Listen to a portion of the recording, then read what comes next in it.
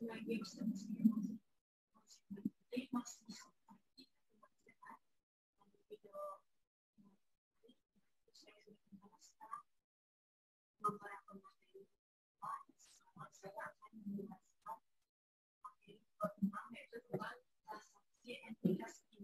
entitas anak. Nah, bab 6 ini bicara transaksi yang hubungannya dengan penjualan terkait dengan aset tetap. Ketika induk menjual aset tetap ke anak ataupun sebaliknya. Nah, penyusunan laporan keuangan konsolidasi ini setelah periode akuisisi di mana terdapat suatu transaksi yang berkaitan dengan aset tetap. Nah, kalau di bab 5 kemarin, itu terdapat suatu transaksi yang berhubungan dengan persediaan penjualan, persediaan dan penjualan jasa, ataupun pemberian jasa. Nah, sekarang ini kita masuk ke materi yang berhubungan dengan transaksi, yang di dalamnya berkaitan dengan aset tetap, yang masih melibatkan antara entitas induk dengan entitas anak. Nah, apakah dalam bentuk transaksi hulu, apakah dalam bentuk transaksi hilir? Nah, kemudian untuk materi bab 6 ini, di samping pembagiannya adalah berdasarkan suatu transaksi hulu dan hilir. Maka pembagian berikutnya adalah aset tetap. Nah, hal ini terdapat menjadi dua jenis, yaitu aset tetap yang mengalami penyusutan dan aset tetap yang tidak disusutkan. Nah, untuk transaksi hubungannya dengan penjualan aset tetap yang tidak disusutkan, misalnya tanah. Nah, transaksi yang berkaitan dengan penjualan aset tetap ini yang disusutkan, misalnya peralatan mesin bangunan. Nah, yang kita bahas ini tentang transaksi antara entitas induk dan entitas anak dalam kaitannya dengan penjualan aset tetap, yaitu aset tetap yang sudah disusutkan, yang tidak disusutkan. Nah, transaksi penjualan aset tetap ini ketika dua perusahaan sudah bergabung ke dalam suatu entitas yang bersatu menjadi satu kesatuan usaha, maka antara mereka akan terjadi suatu transaksi baik hulu maupun hilir. Nah, salah satunya adalah transaksi dalam hal penjualan aset. Nah, aset tetap ini sudah diketahui dan diatur dalam PSAK nomor 16. Nah, yang aset tetap ini akan digunakan untuk mendukung suatu operasional perusahaan. Nah, bisa juga untuk menghasilkan barang mesin produksi. Selanjutnya, dampak terhadap pencatatan pada entitas induk dan juga jurnal eliminasi.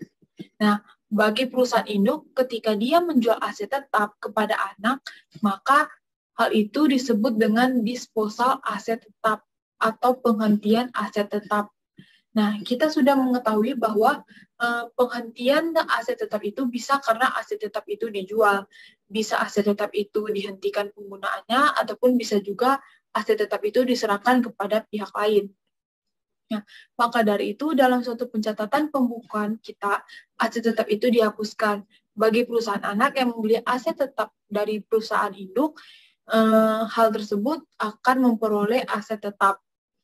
Nah, untuk menentukan suatu keuntungan ataupun kerugian dari penjualan aset tetap ini, caranya itu kita bisa membandingkan selisih antara harga jual aset tetap tersebut dengan nilai buku dari aset tetap tersebut.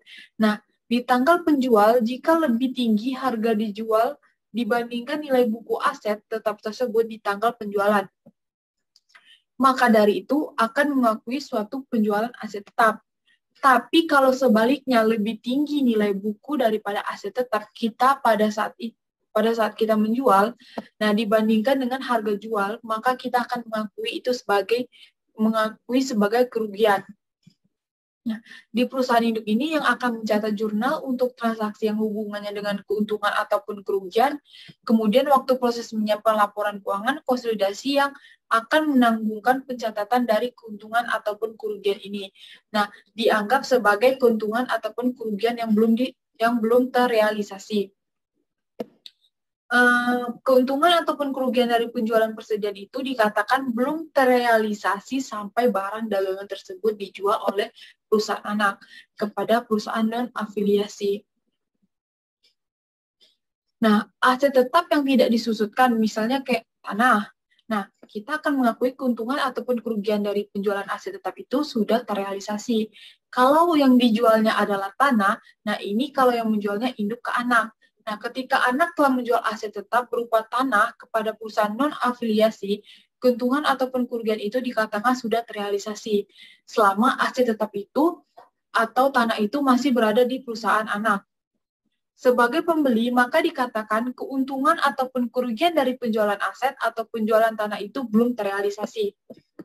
Nah, nanti kita akan ada pencatatan untuk mencatat penangguhan keuntungan ataupun kerugian yang belum terrealisasi. Nah, aset tetap yang disusutkan misalnya kayak yang dijual itu peralatan, nah mesin ataupun bangunan. Nah, maka keuntungan ataupun kerugian itu dikatakan terrealisasi sejalan dengan pemanfaatan aset tersebut. Setelah itu, keuntungan ataupun kerugian atas penjualan aset tetap antara induk dan entitas anak akan terrealisasi pada saat pelepasan ataupun penggunaan aset tetap. Nah, untuk aset tetap ini yang tidak disusutkan, keuntungan ataupun kerugian yang terrealisasi pada saat pelepasan aset tersebut,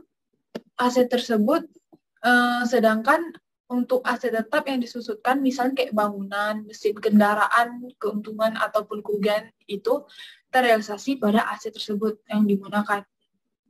Nah, baiklah, sedikit materi dari bab 6 ini, itu saja, maka saya akan melanjutkan ke bab-bab selanjutnya. Saya akhiri, apabila ada salah kata saya mohon maaf. Wabillahi taufiq wal hidayah, wassalamualaikum warahmatullahi wabarakatuh. Nah, kalau misalnya kalian ada suatu tambahan kata ataupun materi di bab 6 ini, kalian bisa saja tulis di kolom komentar. Terima kasih, dadah guys.